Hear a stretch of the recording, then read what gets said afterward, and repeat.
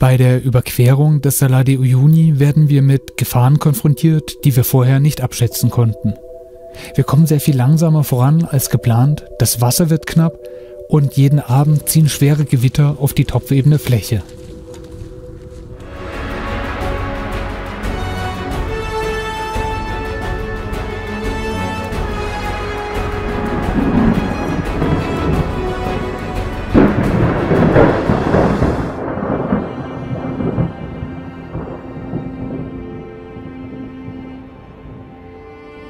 Auf dem Altiplano, einer Hochebene in Bolivien, liegt auf 3600 Metern Höhe der Salar de Uyuni, der größte Salzsee der Erde.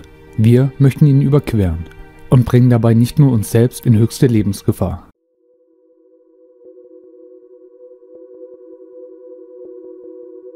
Statt direkt von Colchani zur Isla Incahuasi zu queren, entscheiden wir uns, einen Umweg nach Norden zu nehmen, um den Gewittern auszuweichen, die von Süden kommen. Allerdings ziehen die Gewitter dennoch über uns und der Untergrund wird immer schwieriger. Als wir abends die Pampa erreichen, bauen wir völlig erschöpft unser Zelt auf. Ab ins Nest. Fühlt sich an wie so nach so einem schönen Sommertag im Schwimmbad. Nur ohne Schwimmen und ohne Bad. Ohne Schwimmen und ohne Bad.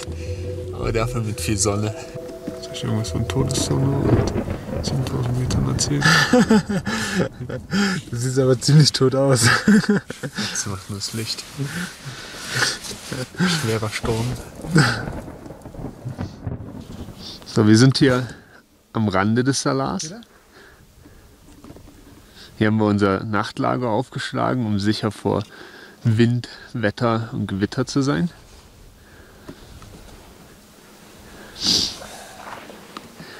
Hier die mobile Toilette.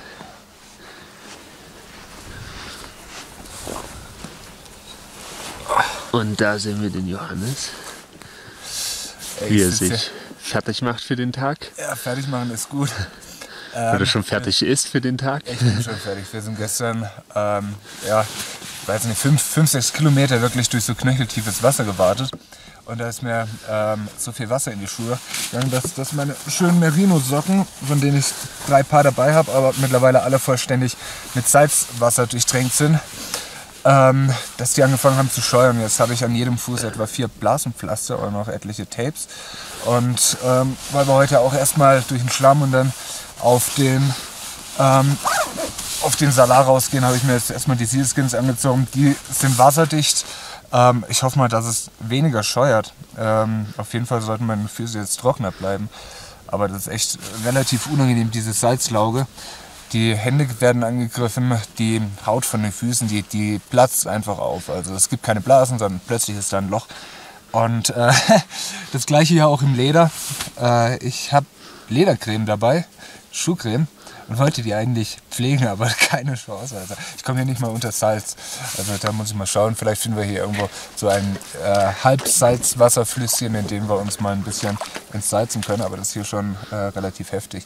Das Salz zieht eben auch extrem die Feuchtigkeit an. Und ja, alles wird dann so klamm und schmierig. Wir bemerken, wie wir sowohl körperlich als auch geistig immer weiter abbauen. Neben den Gewittern und dem Wassermangel ist das die größte Gefahr.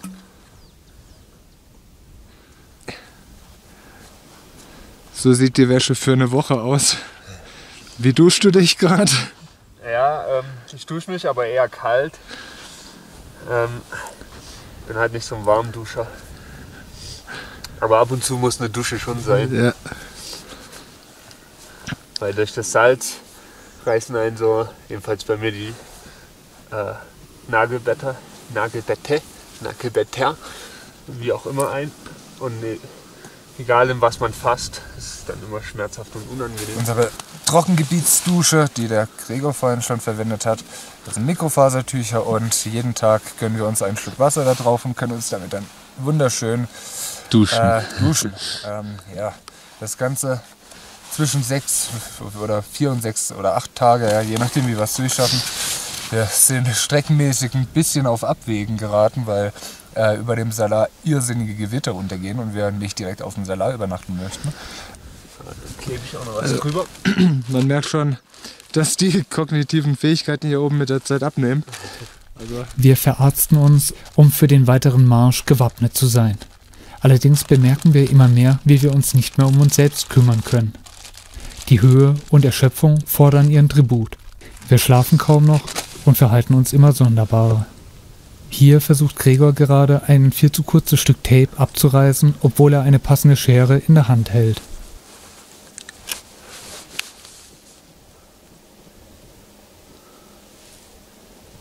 Ja. Das klebt ganz richtig.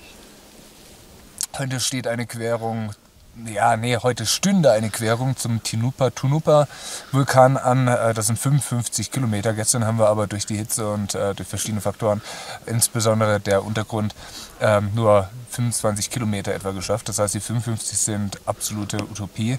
Außer wir haben wirklich nur wunderschöne Salzoberfläche. Aber wir werden uns jetzt erstmal Richtung Norden halten und dann die Querung an kürzester Stelle, was dann so etwa 40 Kilometer sind, machen.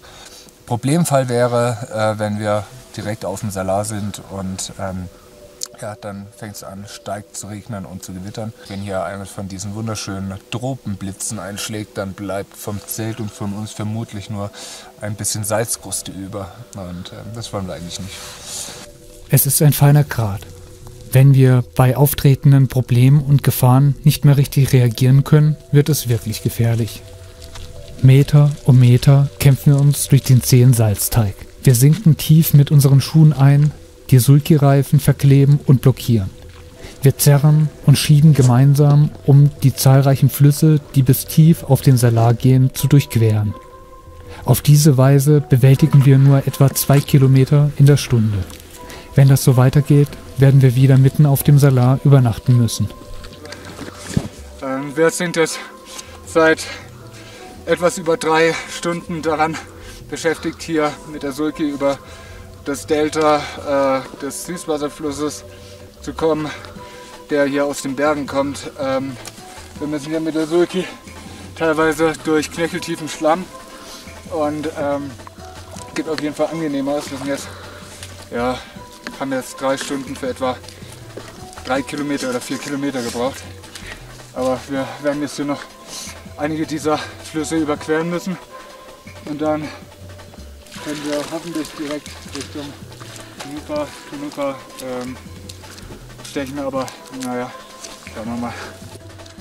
Wahrscheinlich durch das Salz in Verbindung mit dem Schlamm und der Feuchtigkeit ist so ein salzteigartiger Schlamm entstanden, der an allem geklebt hat und unsere Räder waren blockiert und wir kamen einfach nicht weiter. Wir waren ja auch schon relativ gezeichnet, also durch die große Höhe waren wir schon ein bisschen entkräftet.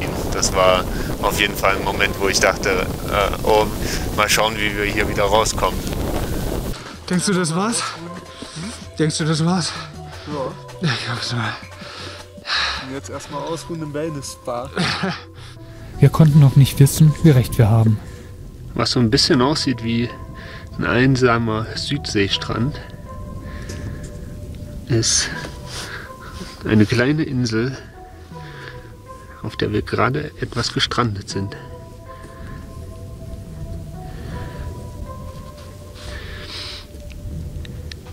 Leider ist das Salz hier so dünn und matschig, dass wir ziemlich schlecht vorangekommen sind. Wie man hier an den ganzen Spuren sieht, sinkt man total ein.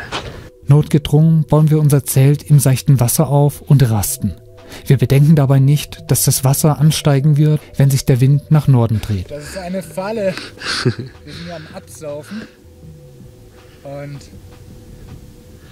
irgendwie müssen wir unseren Kopf hier aus der Schlinge bekommen, weil wir kommen hier nicht vom See runter, wir kommen nicht auf den See drauf, durch die extrem schlammige Oberfläche. Und in etwa 3 Stunden beginnt es hier wieder zu gewittern. Was eigentlich schon sehr unangenehm gewesen wäre, ist der Gedanke, dass wir dort irgendwo quasi am Rand vom See 10, 15 Kilometer außerhalb von der Randzone hätten bivakieren müssen. Und wenn dann ein Gewitter aufgezogen wäre, das wäre wenig spaßig gewesen. Es reicht. Wir brechen ab. Wir können das Risiko nicht eingehen, den See weiter zu überqueren. Noch bevor es dämmert, reißen wir unser Lager ab und versuchen, den Rand des Salars zu erreichen. Stundenlang zerren wir den Sulky durch den Schlamm. Wir können ihn nicht einfach aufgeben, da wir nicht wissen, ob wir am Rand Wasser finden werden. Während die Gewitter wieder auf den See ziehen, erreichen wir tief in der Nacht den Rand der Pampa. Wir finden Unterschlupf in einem verlassenen Stall einer Hacienda. Wir sind völlig entkräftet und enttäuscht von unserem Versagen. Wir wissen beide dennoch, dass es die einzige richtige Entscheidung war.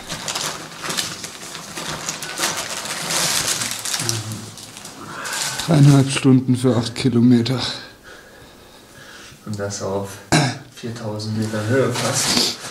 Bei blockierten Reifen. Unter brennender Sonne. Ich bin ziemlich ausgelaugt und demotiviert. Das war eine schöne Aktion. Aber jetzt sind wir hier in einem kleinen Dorf. Von Amarant und Lama-Bauern, die uns hier diesen schönen Unterschlupf gegeben haben. Aber es ist sehr schön hier, wenn auch relativ verlassen und einsam. Aber wir haben einen sehr schönen Stammhügel. Man hat eine schöne Aussicht. Ja. Und wir müssen jetzt erstmal 3 Flüsse furten, drei Vulkanflüsse, 3 Gebirgsflüsse. Das ist spannend.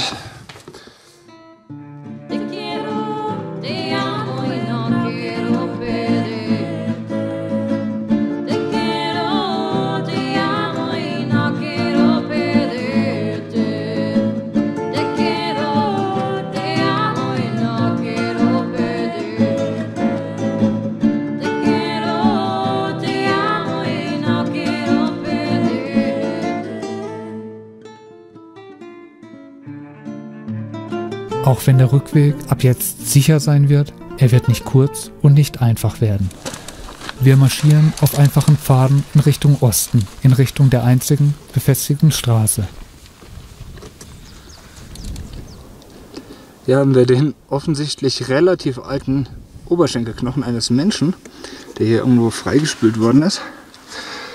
Und wenn wir nicht irgendwann im Laufe der nächsten Tage mal Richtung Zivilisation kommen, sehen wir demnächst auch so aus, oder? Mhm.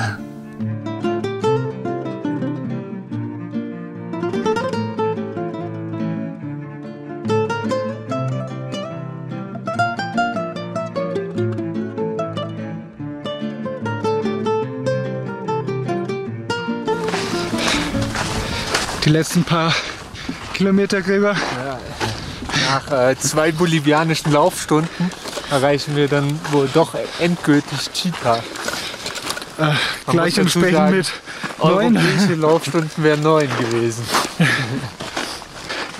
Ja, aber ich meine, vielleicht kommen wir in einem Jahr wieder her und vielleicht ist dann das Wetter besser. Dann kommen wir durch. Die gesamte Strecke durch. Dann brauchen wir auch die Sulky, den Kahn nicht mehr durch den Schlamm zu ziehen. Ja. Vielleicht waren wir in Teilen, wo sonst noch kein Mensch seinen Fuß hingesetzt hat. Das ist sogar sehr gut möglich. Nein, das ist ja auch schon mal was. Warum die anderen Leute ihren Fuß dann nicht hingesetzt haben, das sollte man dann allerdings außer Acht lassen. Weil das lässt uns in einem ziemlich bescheuerten Licht darstellen. Ja. Sehr geil. ¿Dónde van a dormir ahora? Esperan a Uyuni. No llegan. No. Lejos. Sí, sí, pero- sí. Pero con Taxi autobús o taxi o Tal vez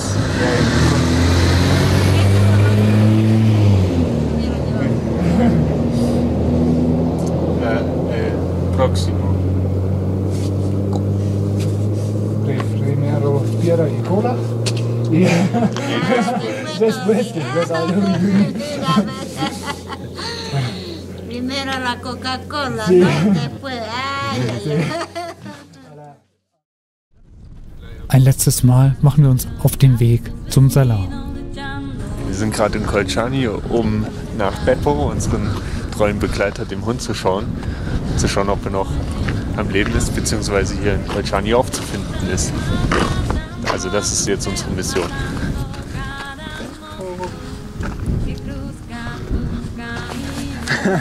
Doch, das ist er.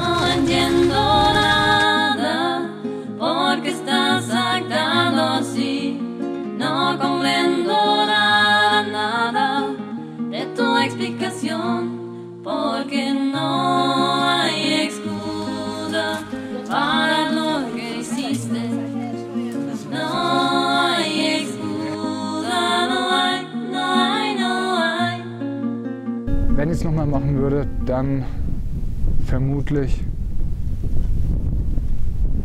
zur gleichen Zeit. Vielleicht ein bisschen früher, ein bisschen mehr Wasser wäre kein Problem gewesen, aber die Gewitter, auf die hätte ich gut verzichten können. Und vielleicht mache ich das Ganze auch mal nochmal, oder vielleicht machen wir das Ganze nochmal im Sommer, also hier im Winter während der Trockenzeit. Dann ist das Ganze wahrscheinlich deutlich einfacher, aber weit weniger schön und beeindruckend, denke ich mal. Und naja, wer weiß. Vielleicht bin ich ja in einem halben Jahr wieder hier oder in einem Jahr und mache das Ganze nochmal. Te quiero, te